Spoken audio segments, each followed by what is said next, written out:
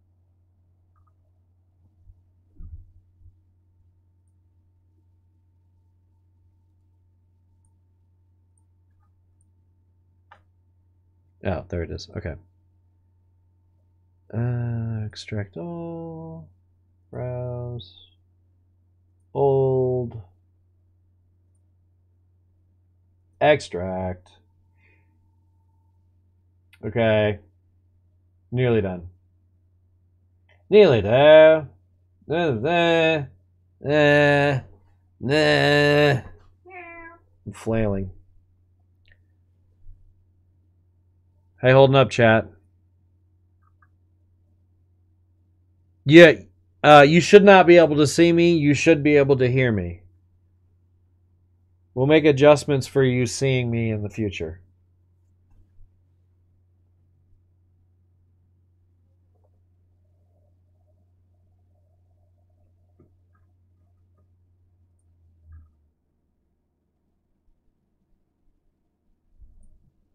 Okay. Oh,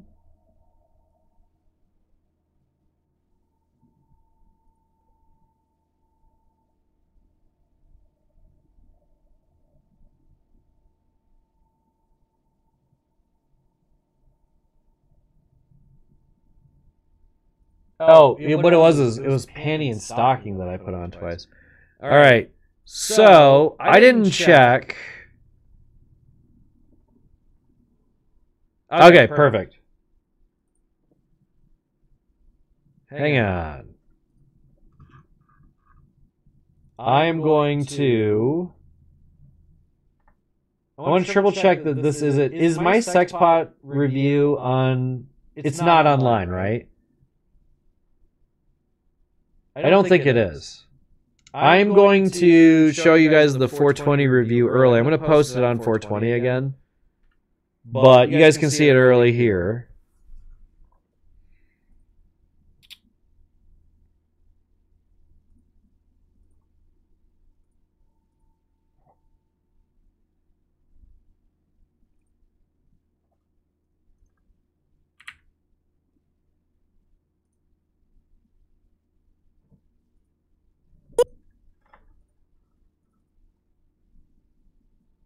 So, if you guys are ready, this is the long cut of the Sexpot review. The director loved my review of this. He's in the movie. I point him out. He interacted with me briefly at the time on Twitter, and he actually sent me a music video that I got to use for the Syphil and Ollie episode that I wrapped the season up with. Sexpot, me and Trevor wrote together. This one's like a really special episode for me because it was really the first major. Is it getting echoey now? For real? Or is Catboy being shitty? Can you check for me if it's getting echoey again? Okay.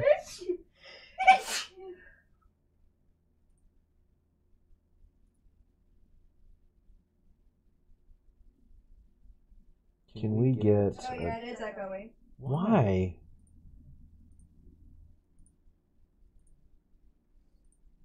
That's weird and annoying. Well, it's fine. I'm turning me off in a second. So, but that means I have to turn myself off in like 2 places. That's what she said. Can you still hear me?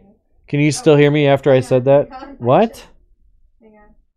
Well, I thought you were going to continue monitoring it while I was fixing it. Why would you stop?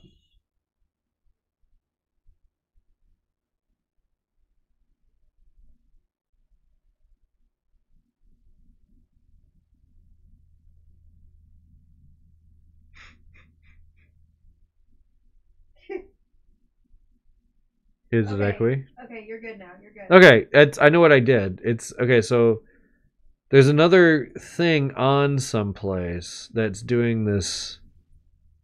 I gotta find it and turn it off wherever it is. Where is it? Okay. Well, I have a very brutal solution, which is I unplug the mic. So I'm gonna fix it for the next stream. In the meantime, enjoy the bunny perspective in a Premiere window. I'm gonna watch the chat. I'm gonna talk to you through chat, but The mic will be off. Oh, fuck. And I'll just keep smacking it a bunch just to prove that further. And yeah, if I'll talk to you guys in chat. And if you guys are still awake, we can do one more episode after this if you want. Okay. See you guys tomorrow. Tomorrow stream early. And then there'll be another one in the afternoon, evening. So see you guys then, and enjoy the episodes.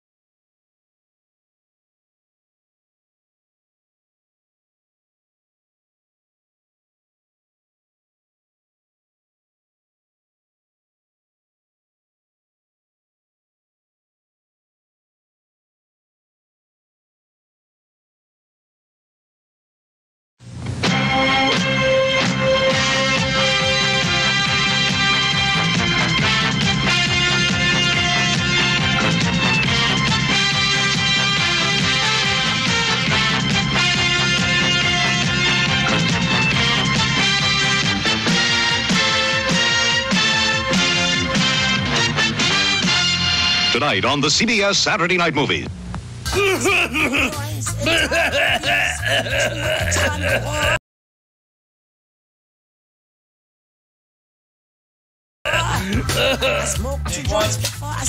420 episode.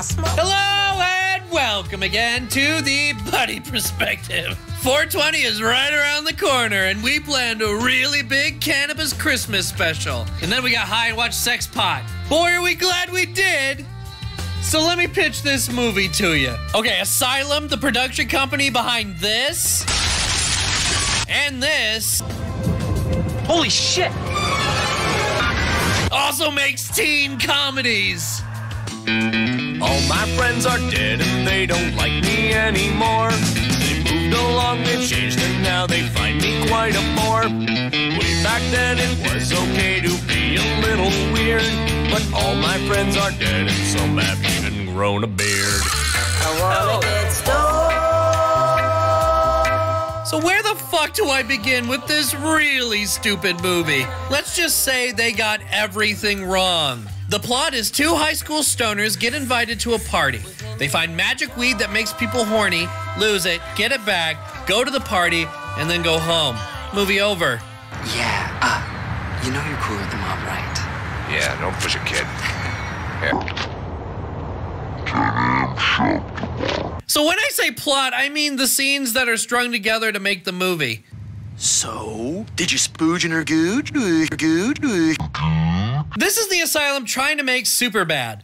They do an epically awful job. Lame-o. I'll give them credit, though. I laughed my ass off. So after 2 minutes, tits. A lot of tits in this movie. I wonder how the Asylum marketed this movie. So after the credits, we get the setup. 17-year-old Spanky, yes, Spanky, is staying at his friend's house. They find weed that makes you so horny you fuck food and get invited to a party. Before they get invited to the party, let's talk about Mert. Mert is the Jonah Hill proxy in Sex Pot. Mert sucks. He's like if Jonah Hill's character in Superbad was literally rubbing watermelon on his crotch. I'm fucking a bagel. Did he just say he's fucking a bagel? I'm fucking a bagel. Oh, yeah. Well done. So right away, they peep out two chicks in their neighbor's apartment. They look through a fucking keyhole! Yeah, look at that door. There is no fucking way there is an old-timey lock in which you can see clearly on the other side. Good work, Asylum. Just gonna get dressed here on the couch. Good on you, Asylum. You know exactly how to write dialogue for women. So later they climb around to their neighbor's window so the stupid one can jerk off outside her bathroom. Jacking it, jack. Then the girl shits, then Jonah Hill here freaks out and the pair get caught. Only for the two roommates to make out in front of them.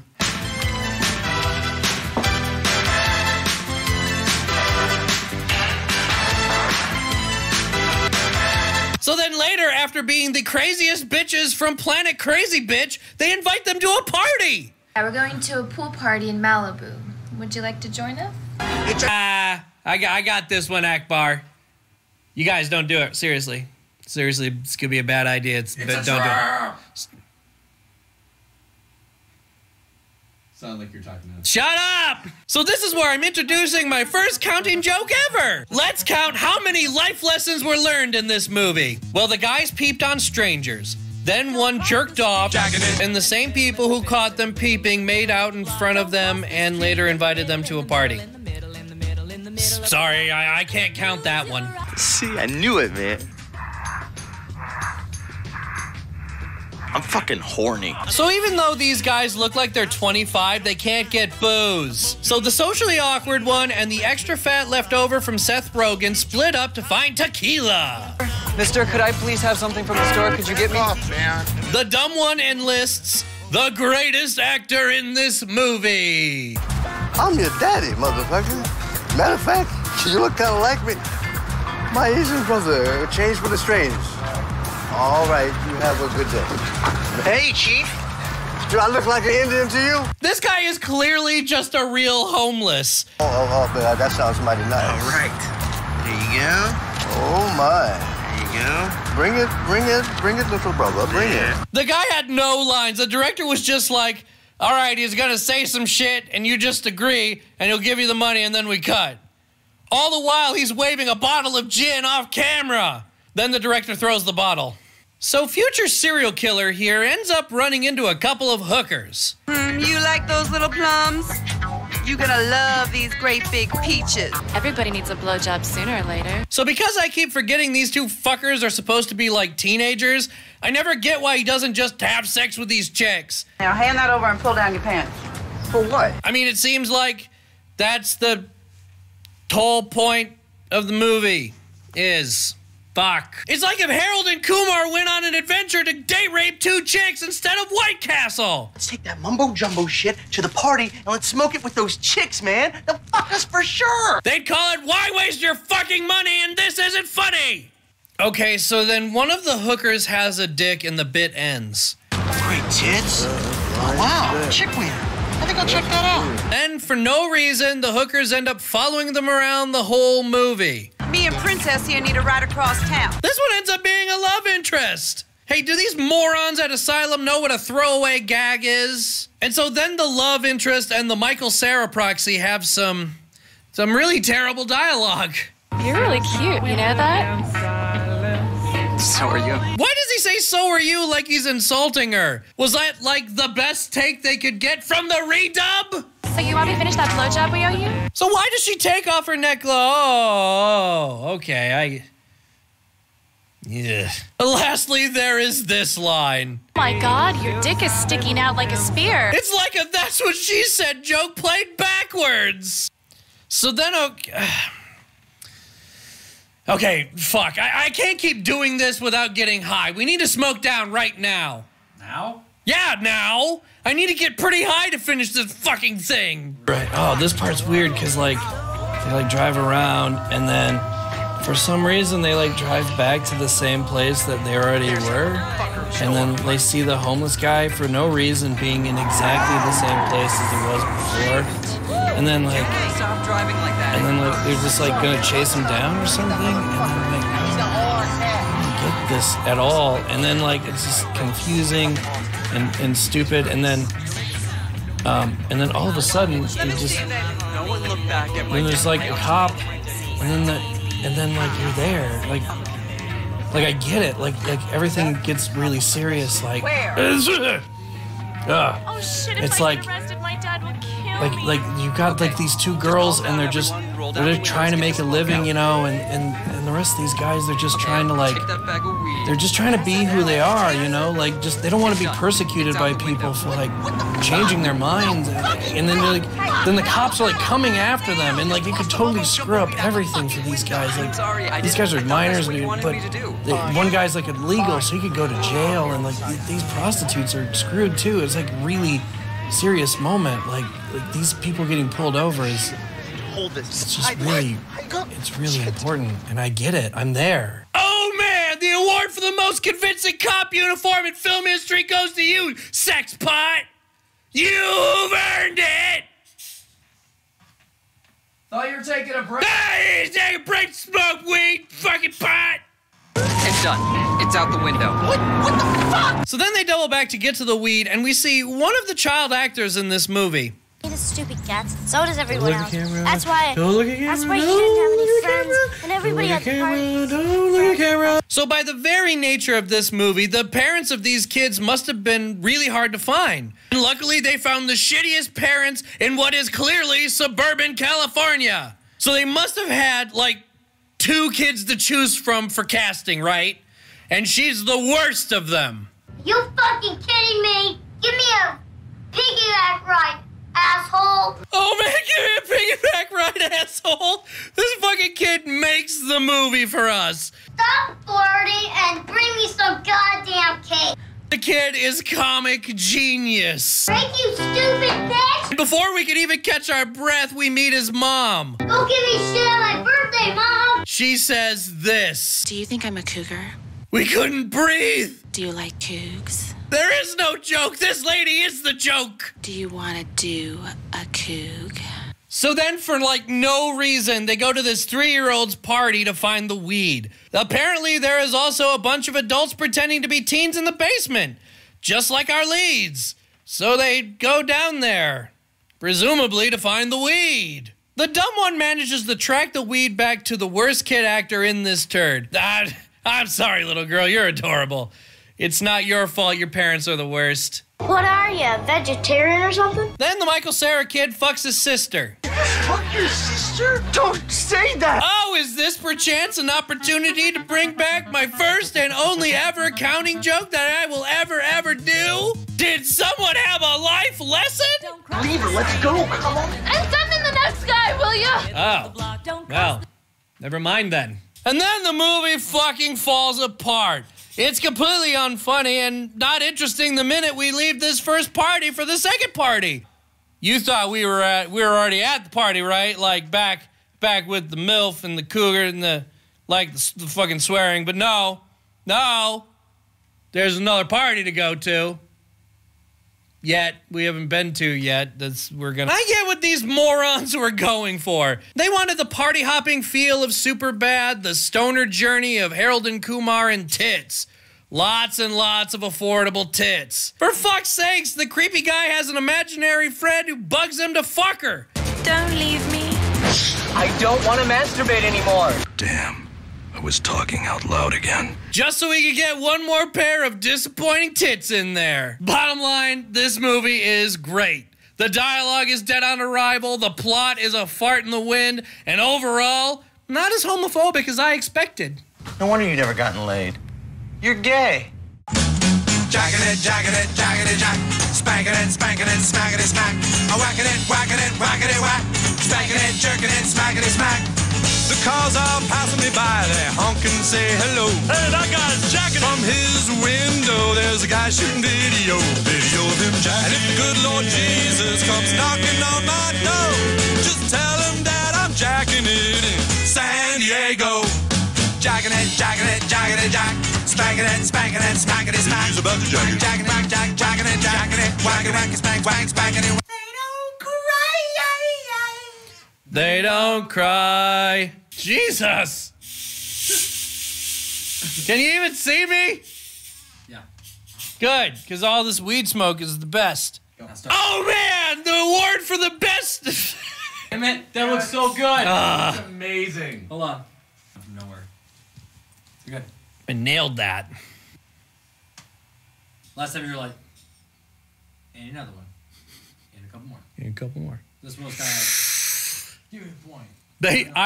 You watch, someone in the chat is gonna say some fucking shit about how much weed we smoked to get this smoke effect.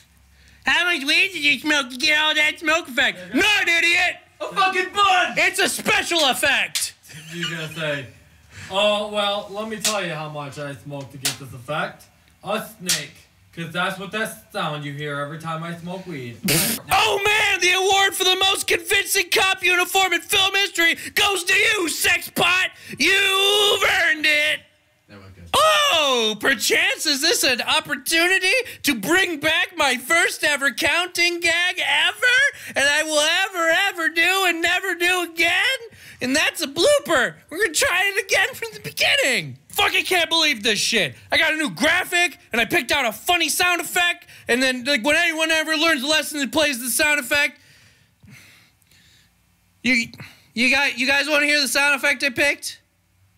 No. No? But it was pretty good. No, fuck everything. I should get a point. I learned a fucking life lesson. I learned not to watch this fucking movie sober. Give me another point. And another one. Got a couple more. Bovine.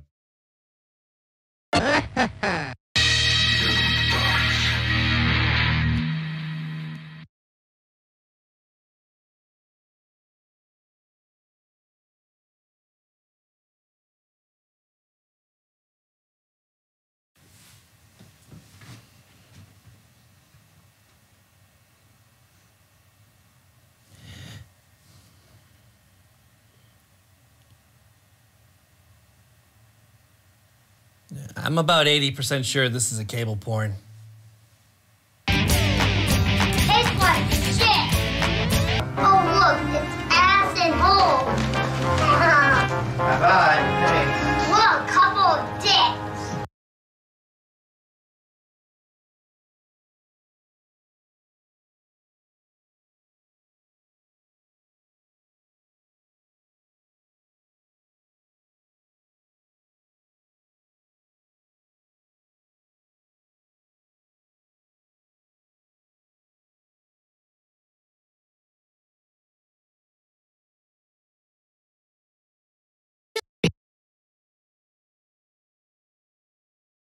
Hello and welcome again to the Bunny Perspective. Well, shit, has it been a month?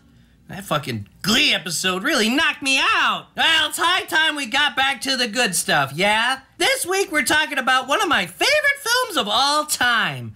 A movie that improves each time I revisit it, and by far the most underrated Wes Anderson film, The Royal Tenenbaums.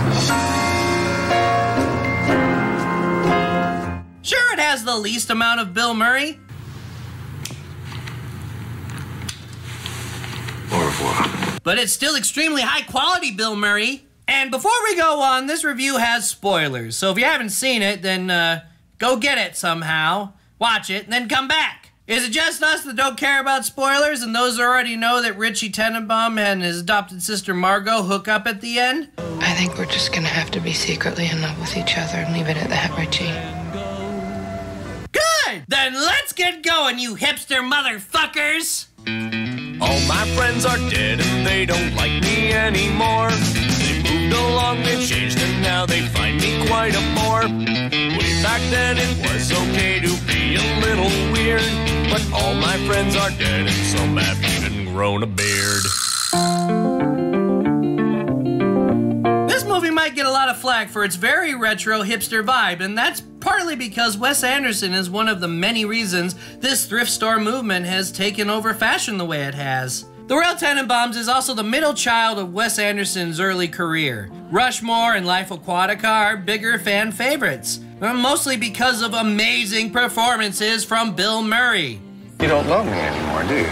I do, kind of. Now, I love those films too, but there's something I've always liked about an utterly dysfunctional family. Well, did you at least think the characters were well developed? What characters? There's a bunch of little kids there dressed up in the animal costumes.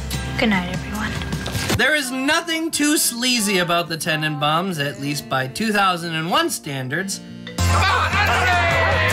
I mean, it's not like Married with Children or something. The world of Wes Anderson seems to always straddle the 1970s and 80s. I don't talk about costume design in films very often, but I just wanted to mention how impressed I am. Oh, that's right. We've got another body buried here, haven't we? Hold on. This retro look is way ahead of its time, and like all of Anderson's movies, he's 2 steps ahead of pop culture. As always, she was late.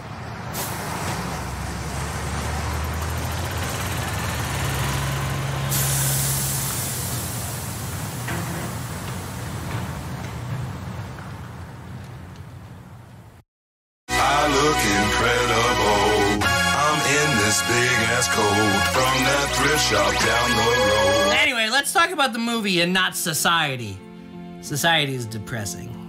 I'm gonna go over the cast because, well, more than anything, this film is a perfect ensemble.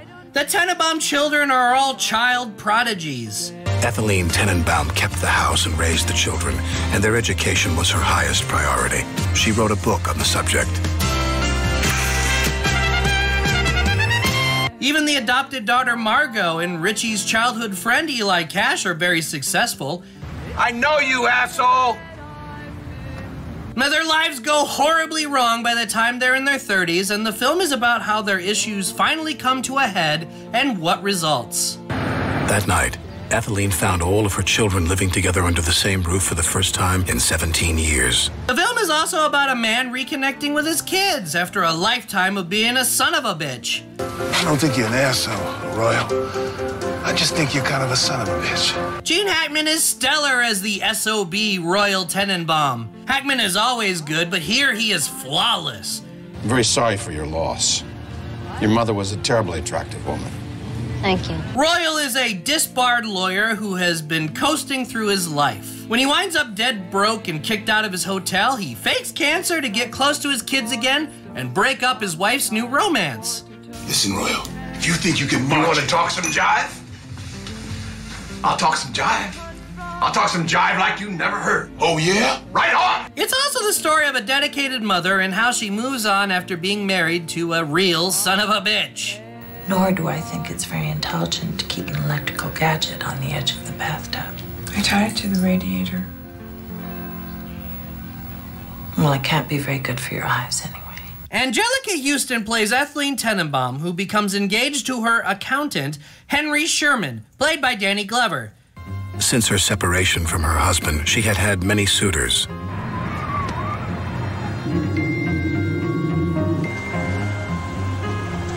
But had not considered a single one until this moment.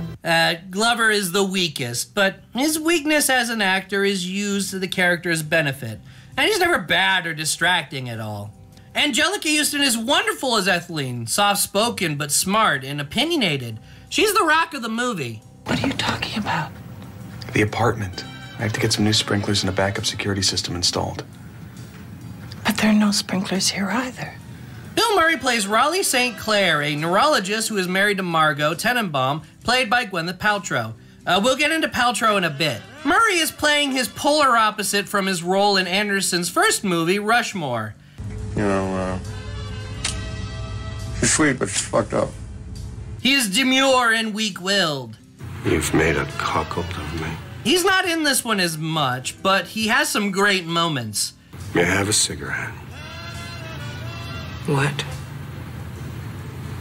Shall I repeat the question?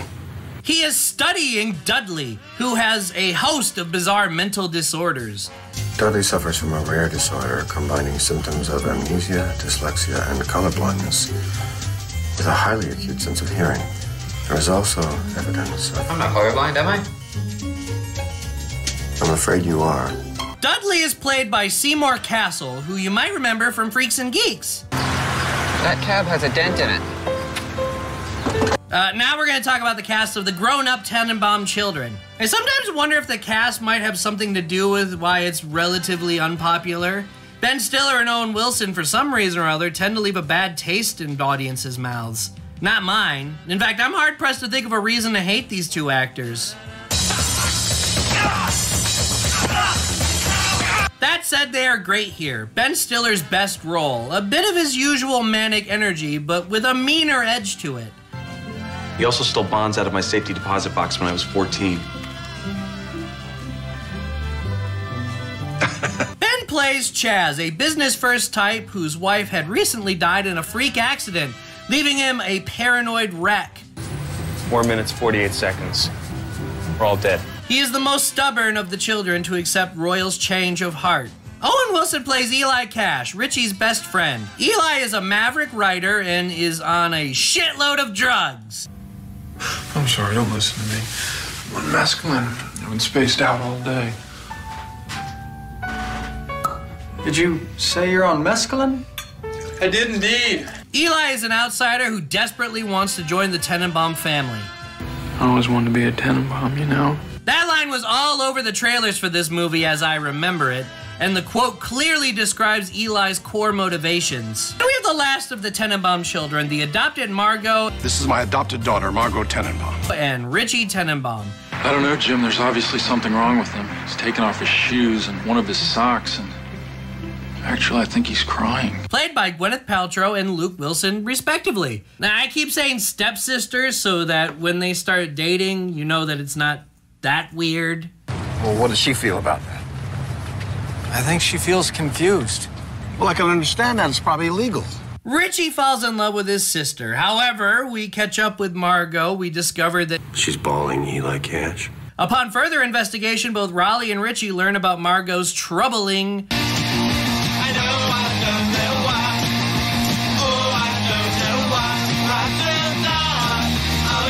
history. This leads Richie to attempt suicide, which is the climax of the film, bringing everyone back together. Why'd you try to kill yourself? Don't press him right now. I wrote a suicide note. Can we read it? No, Can you paraphrase it for us? I don't think so. Is it dark? Of course it's dark. It's a suicide note. All right, that's enough. The darker comedy fits in well with all the dry humor. In the epilogue of the film, Royal dies. Chaz rode with him in the ambulance and was the only witness to his father's death. And this brings the movie full circle. See, the beginning of it, we see the children as kids. And the meat of the movie is where their lives have gone. And finally, we see how this family copes with death. Fire! I always felt that The Royal Tenenbaums was a good blend of relatable humor and very, very smart jokes. And some instructions for the funeral, including my epitaph for when the time comes. Proofread it for me before they carve it on the headstone, okay?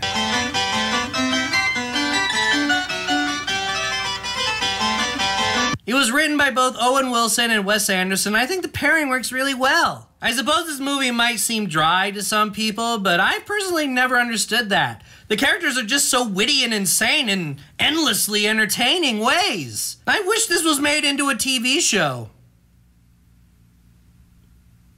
Oh, wait a second! Now the story of a wealthy family who lost everything. Yeah, you can't really talk about this movie without mentioning Arrested Developments, and the similarities are striking. However, this is just circumstance. Arrested Development takes the exact same concepts and makes an entirely different story, and it is brilliant. Both The Royal Tenenbaums and Arrested Development are stories about malfunctioning families and first world problems. Oh, hey. Yeah, the guy in the $4,000 suit is holding the elevator, but the guy doesn't make that in 3 months. Come on! But they take the humor and ideas in two totally different places. The Royal Tenenbaums is slow and thoughtful, while Arrested Development is fast and energetic. And there's nothing wrong with either of them. Anyway, there's a little look at one of my favorite movies ever. After the credits, there'll be an announcement about Con Bravo. If it's the future, i.e. any time past June 27th of 2013, and it's too late for you to come see me, you might want to skip the ending. You're not gonna miss out on nothing.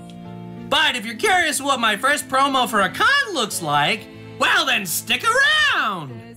Yeah, I don't normally talk about the toys, but I just want to point something out. I love My Little Pony, and I love, and I was buying Fluttershy there, and then they told me they had this other pony on the side, and it's a Doctor Who joke, and I like Doctor Who, okay, like I don't watch it, I don't care, I nothing Doctor Who, but man, do I love a good pun.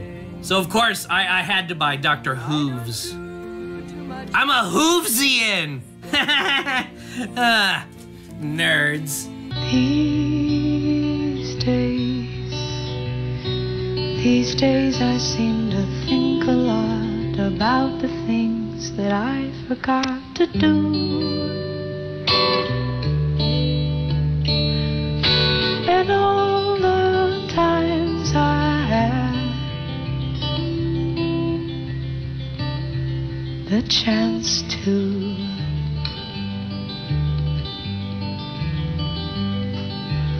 I've stopped my rambling. I don't do too much gambling these days. What up, my cultists? The Bunny Perspective is going to Con Bravo! That's right, this July 26th to the 28th is motherfucking Canada! Someplace. It's in the little thing. There's info in the comments. But that's not all! There's a lot of internet personalities who are featured guests, like Doug Walker, Lynn Cara, Breno Floss, The Dame Chasers, Lindsay Todd, Nella, Eliza, Paul, Foldable Human, and Rantasmo from Shay Apocalypse. D to the Bard and Tom Whizzle Wazzle White. That sci-fi fellow. The Word Burglar. I'm gonna go see him because his name is fun to say. Pete Williams, voice actor and creator of Undeclared. Undergrads. RuPaul from Clan of the Grey Wolf, and Pat the Segapump from Retroactively Wearing Shoes. Elvis's Corpse. 3 children in a trench coat pretending to be Lauren Faust. The cast and crew of Space Janitors. And Nobel Prize winners for groundbreaking experimental methods that enable measuring and manipulation of individual quantum systems, Sergei Hirochi and David J. Wineland. Oh, and Jew Wario. And me, Phil Bunny. Get your tickets now, which you can buy in Con Bravo's website in the comments, along with where the heck this is. I hope to see you at Con Bravo. Oh, unless it's not 2013 anymore, then, whoops. Bovine.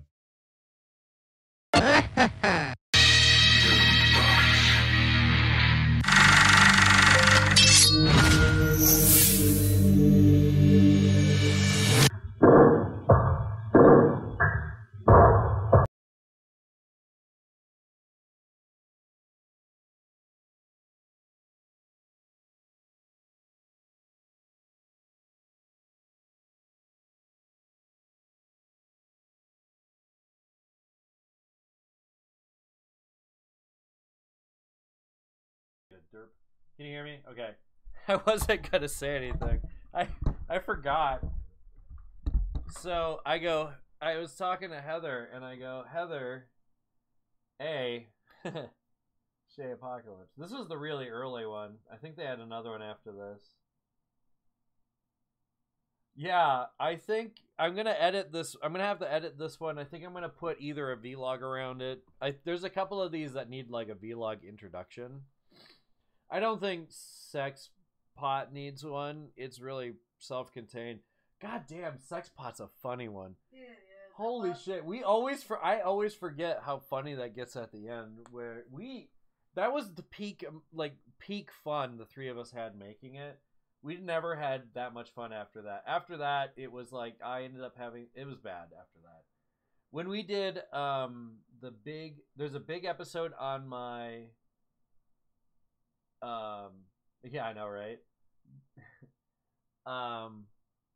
We did an episode on Syphil and Ollie and then Stuck, and me and Jason and Trevor were so mad at each other after that we just never really had the energy to do the show like it was before. But yeah, holy shit. But anyway, I'm going to put a thing on there. I think I'm going to have to put "and a rapist" over that. I'm going to have to voice over "and a rapist." Oh, and a rapist. It fits. Juwario, rapist. Not my friend, not my friend, not my friend, a rapist. Not my friend. No, I'm not going to go that far. I'm not going to go so far as to replace everything with "not my friend, not my friend, not my friend." God damn it. I did forget Kyle, which was really funny. Because I've known Kyle the longest out of that group. Maybe over Kyle you should be like, bro, I want to be your friend. Rantasmo was the first editor I was envious of. I started editing like him. He's a good editor. He's a great editor. I love Rantasmo's videos. Rantasmo's like, oh, I just do that because I stutter and stuff in real life. And I'm like, it's fine. It's the internet's fine with it. But he was the first person that was doing that in the forums. Like, no one was doing that in the forums because, like, again, YouTube was shunned. Yeah, I'm just gonna do that. Oh, Chris Hansen his ass? I could also do that.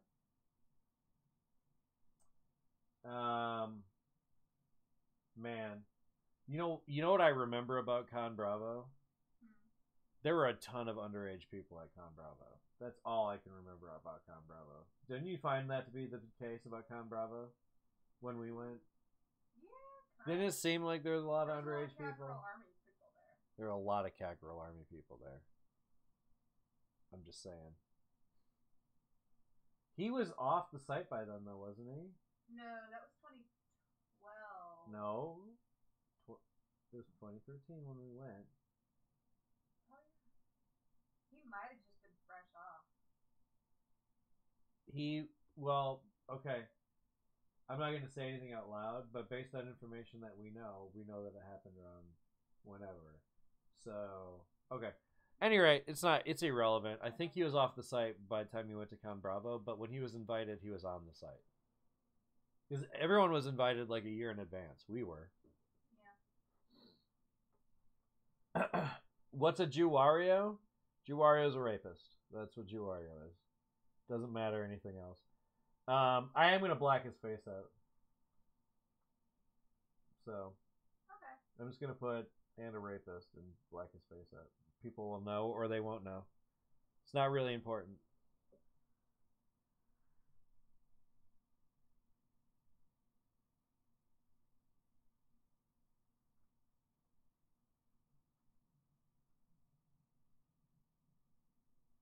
I read that a couple of times to make sure I understand. That seems awesome. Send me that article when you're done with it on Twitter. It's philbuni like it is here. BUNI. I announce when I'm streaming on Twitter, so if you don't, I don't know. This is the part of the show where I tell you to click bell icons and shit. I'm using the shitty blue mic, so you know how much I give a fuck about that part. I assume you guys, if you want announcements, you'll click a thing. If you don't want announcements, you won't click a thing. But it's about midnight. I wake up around 6:30, where I'm going to be streaming that early. It'll be Hearthstone, and I'll properly label it Hearthstone. Don't worry. Yeah, it's at philbuni right there. And just the way that's spelled. And yeah, I announce on Twitter when I'm doing it if you don't see otherwise. Plus, I have pretty good retweets. Hardly any nudes anymore. I like a lot of nudes, but I don't retweet a lot of nudes anymore. Some. They're really good. At any rate. But I retweet a lot of art and stuff, and the Channel Awesome controversy is dying down, thankfully, so I can kind of do a live stream or a vlog that'll be talking about that, and it won't be so heated. And yeah, we're done for tonight. Thanks. This was a good stream. Tomorrow in the morning, and then tomorrow again in the evening. If you don't want to do the morning one, that's fine. That's why I just play Hearthstone. I might even put Bob Ross on. Yeah, it's gonna be Eastern, so it'll be 6 in the morning, so it'll be 7 a.m. Eastern. And I'll be done around 11 a.m. Eastern. That's about when I quit, a little around then. And when I get back on, it'll be there. I might do a little brief one. I doubt it because I gotta do some other stuff on my break. But I think after 4:30 my time, so 5:30 Eastern time. We had a good time. Yeah. I had a great time. I'll get some more bunny perspectives too ahead of that. I might have them downloading while I'm doing Hearthstone, and like at the end of the stream, I might be able to play some other ones. I miss doing that. That was fun. There's part of me that just wanted to program TV, I think, too. I'd be really bad at it because I'd put all these weird shows on when people would actually want to watch it. I'd love to do programming for a block of TV from 3 a.m. to 6 a.m. in the morning. Or even 5 a.m. 2 a.m. to 5 a.m. You know, like that block where the Adult Swim put the really weird infomercial shit. I'd love to program some crazy shit in there. Any rate, thanks guys. Talk to you later. Love yous. Boy. Bye. Heather says bye. You probably heard her, but I have to talk for her because I'm a boy. Sexism joke? She's making a face at me. What a cunt.